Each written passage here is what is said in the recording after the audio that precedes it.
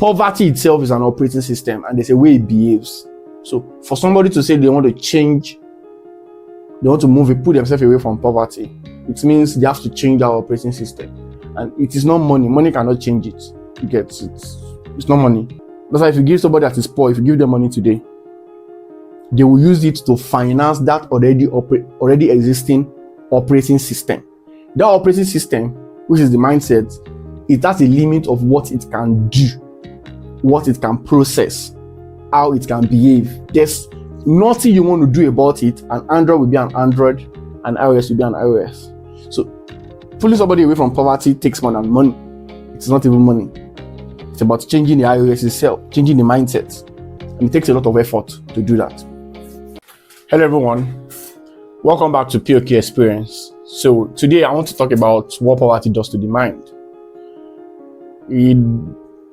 I've been exploring this idea for about a week now. Be thinking about it, talking to people about it, talking to colleagues, friends, mentors about it. I'm the kind of person that love exploring ideas. Whatever the idea is, I love to explore it. I love to discuss it with people. It doesn't necessarily mean that I have to take a stand. I don't take a stand like that. I've grown to understand that before you take a stand on a particular thing, you need to actually explore it for a while. One of the mistakes we make in life is we spend a little time thinking about the things we want to do, very big decisions we want to make. Say, for example, who we want to get married to.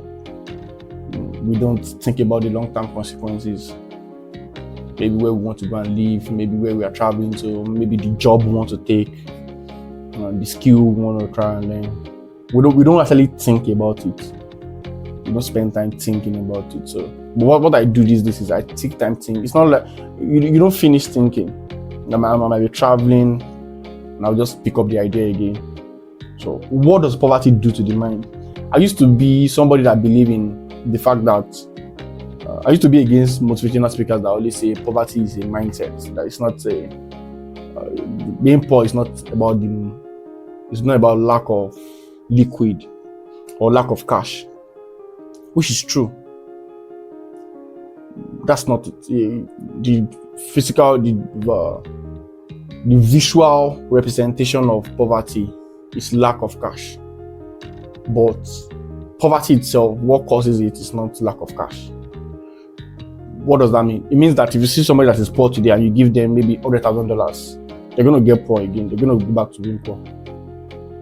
You know that, right? You know that majority of people that won lottery, say people, all this lottery, that they win, so some of them win millions of dollars, and within 3 years, they'll be back to abject poverty, like very, very poor again, begging for money on the streets. So it shows you that the visual representation of poverty that you see every day, which is lack of liquid, lack of cash. I mean, it's what do I call it now? It's a symptom. We can call it symptom, or let's call it a result of poverty of the mind. You know, the Bible said, "Out of the abundance of the mind, the mouth speaketh," right? So that is whatever you are saying is because of the abundance of your mind, what has been taken in your mind. Before you can steal, you have to think about it, you have to plan. Before you can fornicate, you have to think, you have to plan. Before you can do any evil, you have to cultivate it in your mind. So out of the abundance of mind, the mouth speaketh. So the visual representation of poverty is lack of liquid. So you see it. So poverty is particularly a mindset. I'm saying this because I'm the kind of person that used to not believe that poverty is a mindset. I'm very, very against it. But I've come to understand that poverty is actually a mindset. Because if you go about, for example, now and give people, if you think you can pull your family away from poverty by giving them cash, you're fooling yourself. It's not possible. Nobody has done that before. It's not. That is why you see maybe a billionaire, for example, they always have a particular amount of money that they give to their family every month. Why? Because to pull somebody away from poverty, the person has to be ready to pull themselves away from poverty. Because poverty first exists in the mind. It's a mindset. It's an operation system. Let's call it an operating system. That's poverty. Poverty is an operating system on its own. And there are things that govern it. Their actions and behaviors and thoughts that goes with that operating system. Just like iOS or Android. There's a way Android behaves. Regardless of if you are putting it in a Samsung model or Samsung phone or Xiaomi phone or Infinix or Google Pixel. There's a way Android behave. There's a way iOS behave as well. Two operating systems. Poverty itself is an operating system and there's a way it behaves. So for somebody to say they want to change, they want to put themselves away from poverty, it means they have to change that operating system. And it is not money. Money cannot change it. You get it. It's not money. If you give somebody, that means somebody is poor and you give them $100,000, for example, the person will still be poor. Why? They will use that money to finance that operating system, that already existing operating system that they have. That's what they will use the money to finance.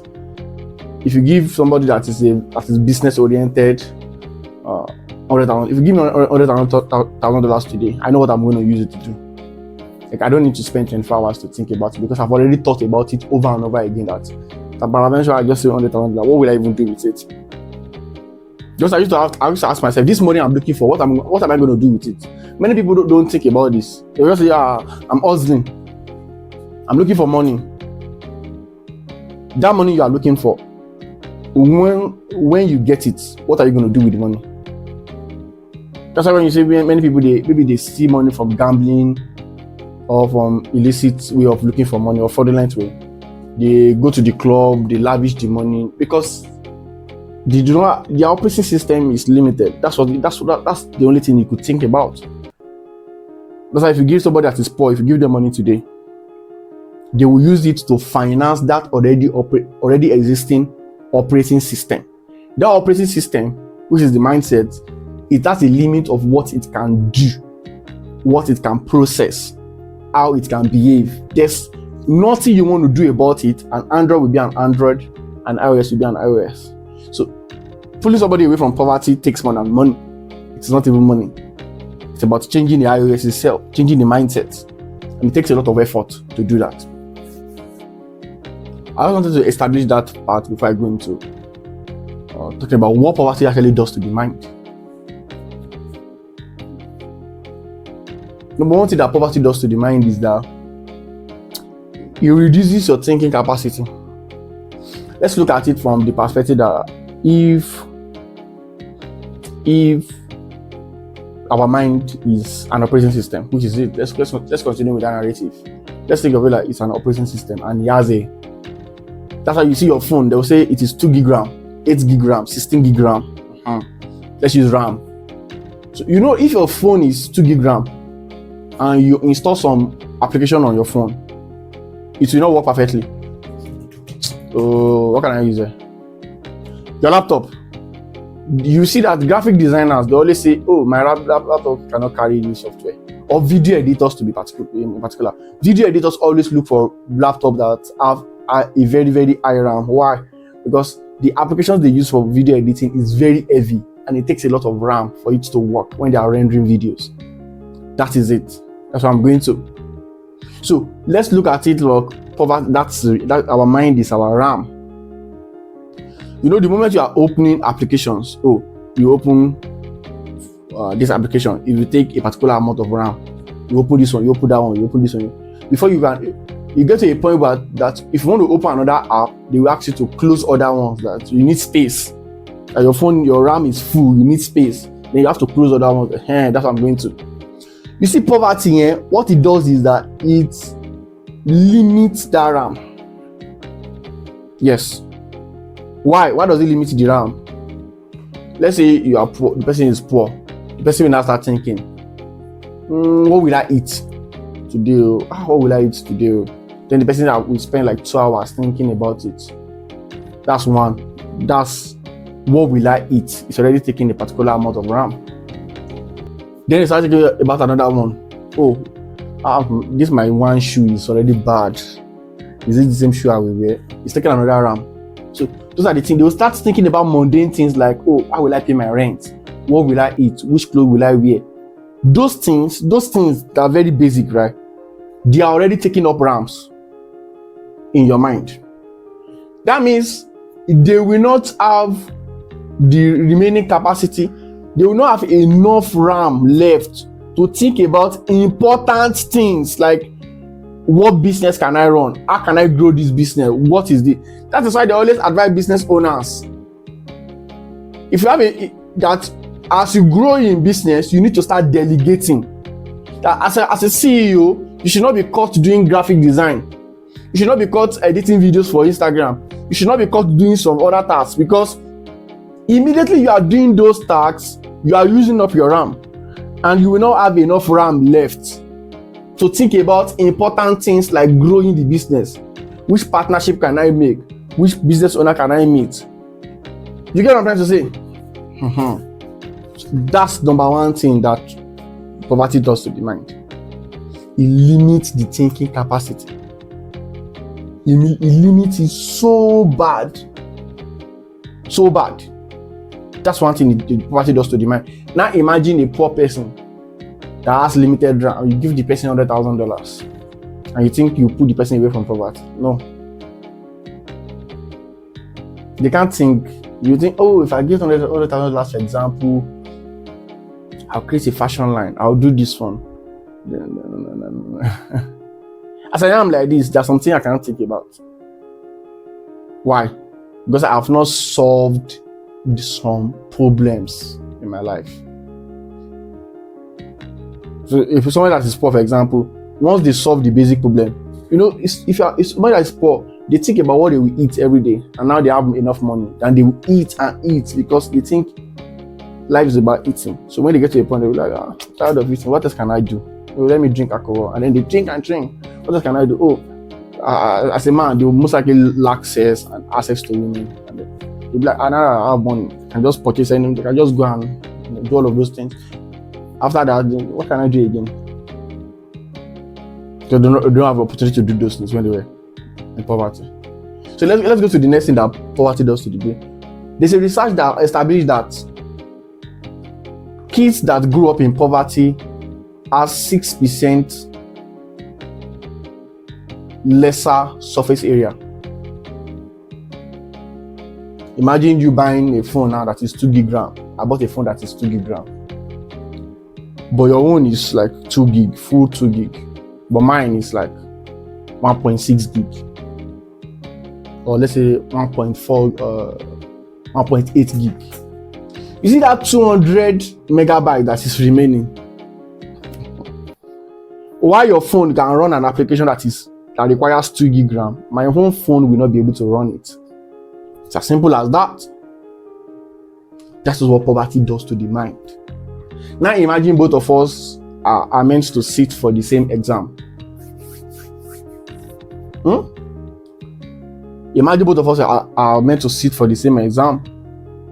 That means I have more gig RAM than you. Or you have more gig RAM than me. I'm the one that has 1.8. You have more RAM than me. So you can think long term. You can think about 10 years into the future and then start planning from now. A poor person cannot think 10 years into the future because they don't have the food they will eat tomorrow. Somebody that does not have the food they will eat tomorrow, they are not thinking 10 years because they don't believe they will even live up to 10 years. You get it now? So it is when you know that you can have capacity to feed yourself, capacity to rent a place to live, capacity to do all of those things. That is when you will now start thinking into the future, thinking into 30 years into the future. And those are the things that actually matters. If I invest in a particular stock now, and you invest in a stock, both of us invest in a particular stock. If I'm poor, I'm tracking the stock, and I want to cash out immediately. It rises. It's just there. It's disposable income. It's just there, and then you leave it for 10 years, and then they will say, "Oh, if you invest in Nvidia in the last 10 years, you will have made." If you know, why did you not invest? That's what poverty does. It makes you think about now. So you know, I'm putting out these things so that you know what poverty does to the mind. So come from an average background, these things you're already exhibiting it. You need to intentionally get rid of them in your life. You need to intentionally start saying, no, this is a poverty way of thinking. This is a poverty ecosystem. This is a poverty behavior. I need to stop. So you have less surface area. You have it. Nothing will happen. You already have it. Your decision making is going to be poor. The logic of thinking is going to be poor. And this thing does not start from when you're an adult. It starts from the womb. When the poor home carry pregnancy, then the mother is stressed out. The mother has what is called toxic stress. Very, very toxic stress. So the baby already is in a fight or flight mode. So it's like fight or flight mode. Oh, so it's already sensing danger every now and then. Imagine you are. There was a time I had an issue with burglary in my house. I know the kind of way I think. Just wake up in the middle of the night and then you're scared. That's what flight or fight. You just be scared. So while you are in that mood, tell me how you will have time or brain power to think about how to put yourself away from poverty. There are some things that you need to do to put yourself away from poverty. I'm going to go there, but let me tip this one in. Sometimes you have to intern with somebody. You have to intern with somebody so that you can gain experience before you can go and start your own business.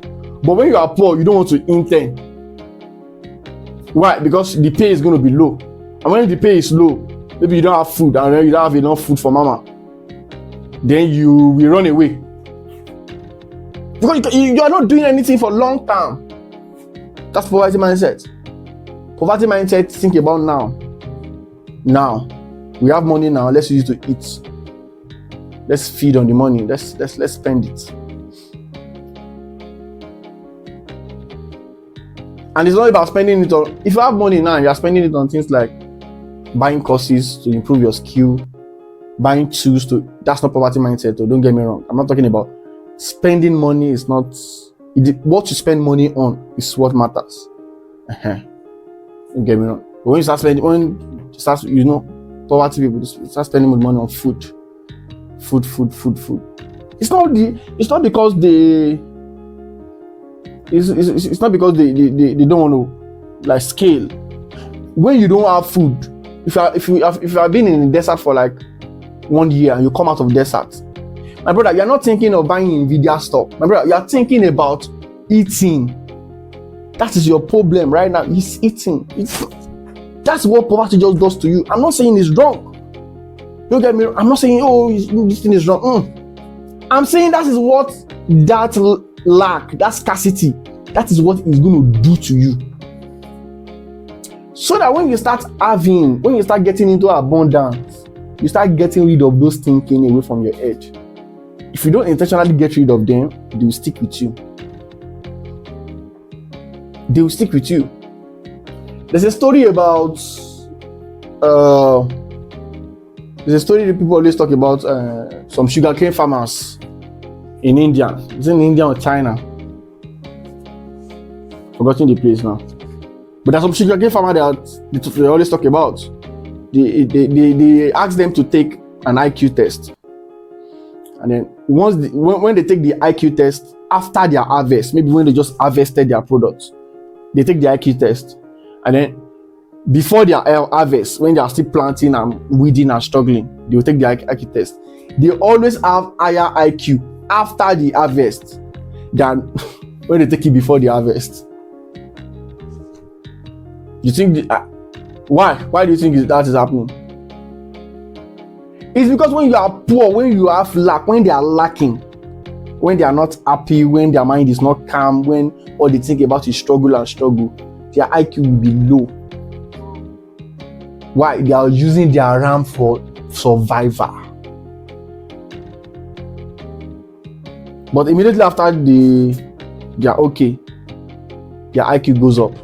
Immediately after their harvest, once you harvest, you buy stuff, there's food, you can solve your problem. If you're somebody, you can buy their cigarette and smoke. I know somebody that always smoke, right? And immediately he sells his farm produce, you go buy smoke immediately. And that's who he is. So after the harvest, their IQ test is always higher than before the harvest. Why? That's what poverty does to the mind. And immediately you start, a child grows in poverty, they start mirroring their environment. For example, there was a day we were talking about is it passion? Yeah, I was talking about passion. That there's something like passion. Passion does not exist. You can only be passionate about the things that you see and you know. A child born in one bush in Zamfara is not going to have passion for Formula 1 or passion for AI or passion for cybersecurity. He does not know that those things exist. He can't have passion for it. It's impossible. Most likely, he doesn't have passion for marrying 8 wives. That's what he sees around. Passion for courtesan. That's what he sees. There was actually a time I had passion for courtesan. It was a sad book. I go back to those moments in my head and I'm like, what? Because of the area I grew up in. Because courtesan looks like something that is cool. So the environment the kids will be exposed to does something to the kid's mind. He sees courtesan as something that you can envy, as something that you can boast of, as something that you should aspire to. Oh, the king of the thugs in our environment. I can become the king of the thugs. She will start thinking, oh, look at that auntie. She does prostitution and she has money. I can be like, They mirror their environment. The status they see in their environment, they mirror it. So which environment do you think poverty will bring the kid in?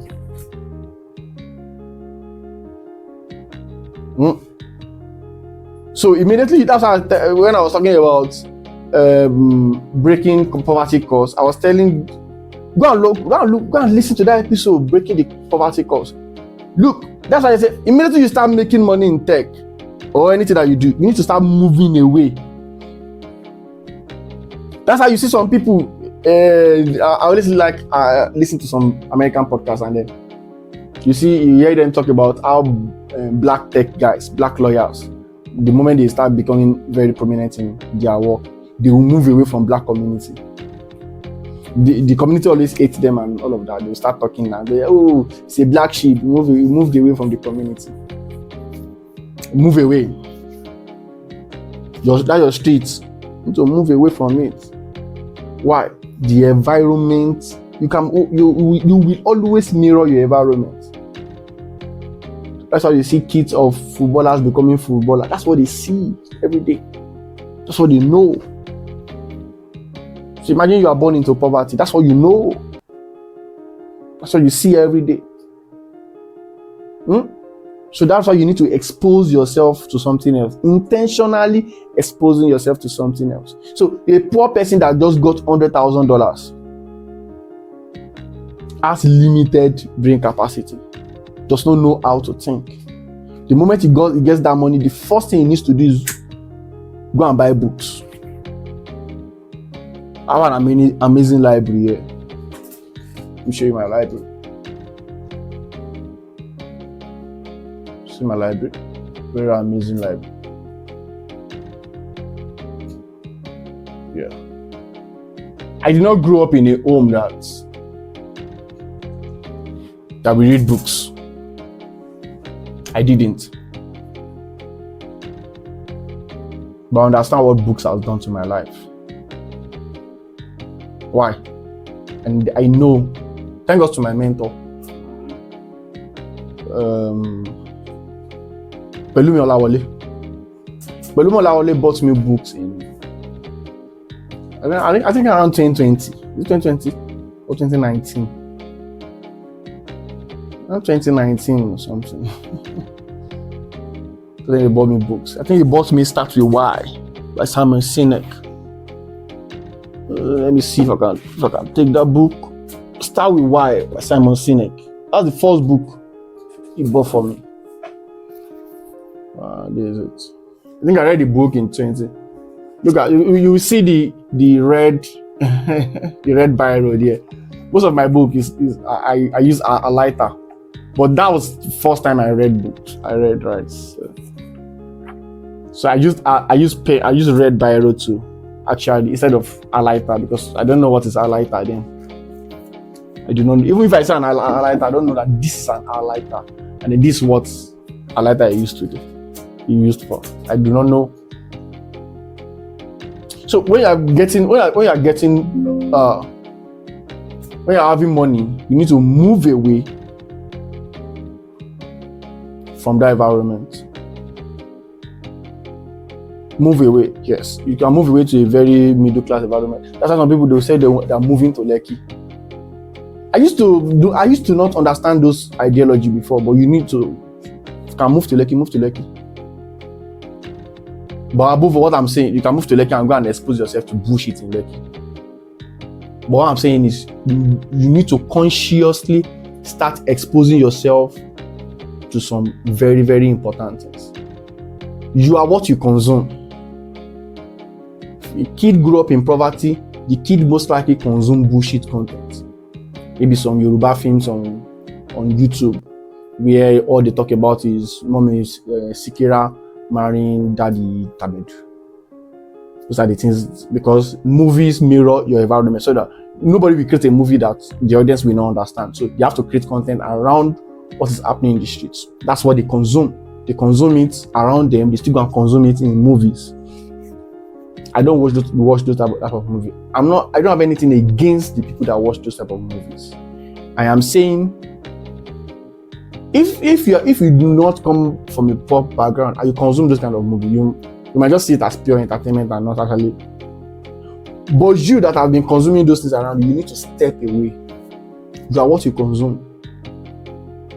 You need to start buying books. Start reading books. You need to understand why you are in your religion.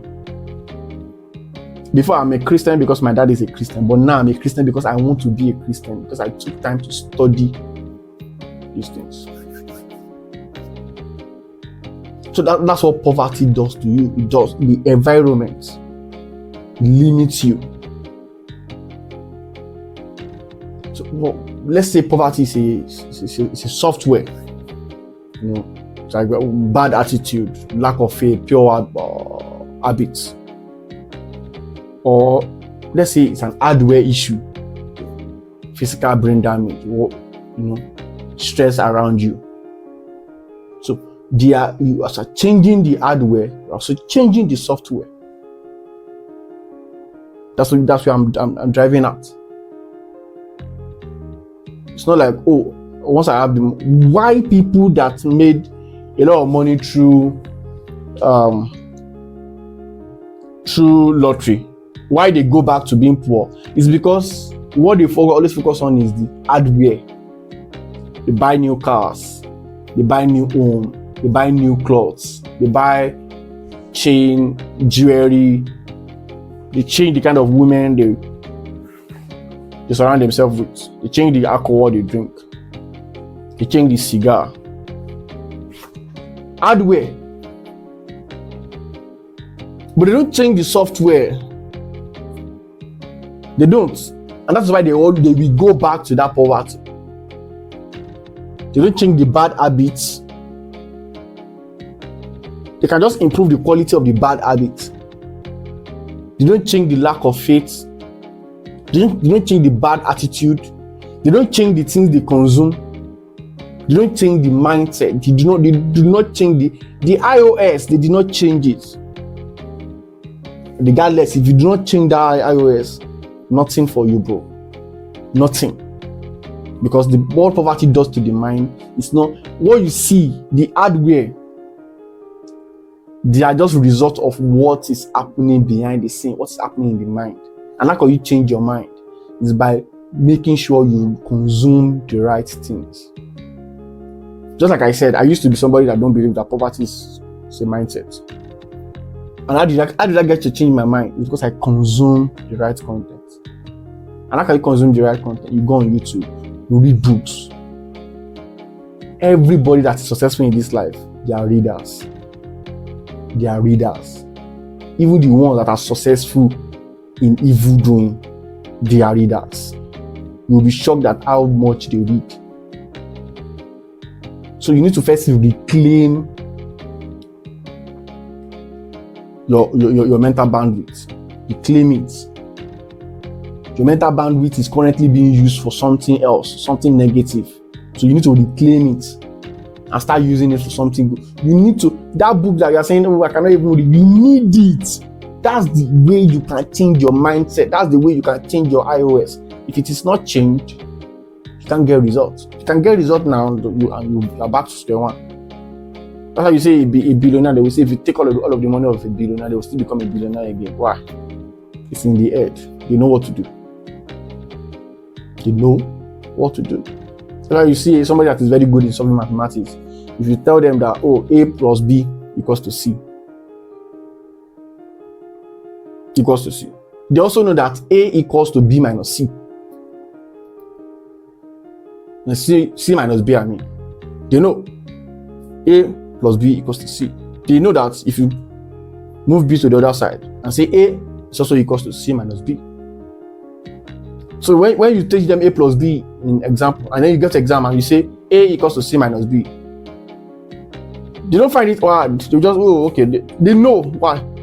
They know what to do. It's not copy and paste.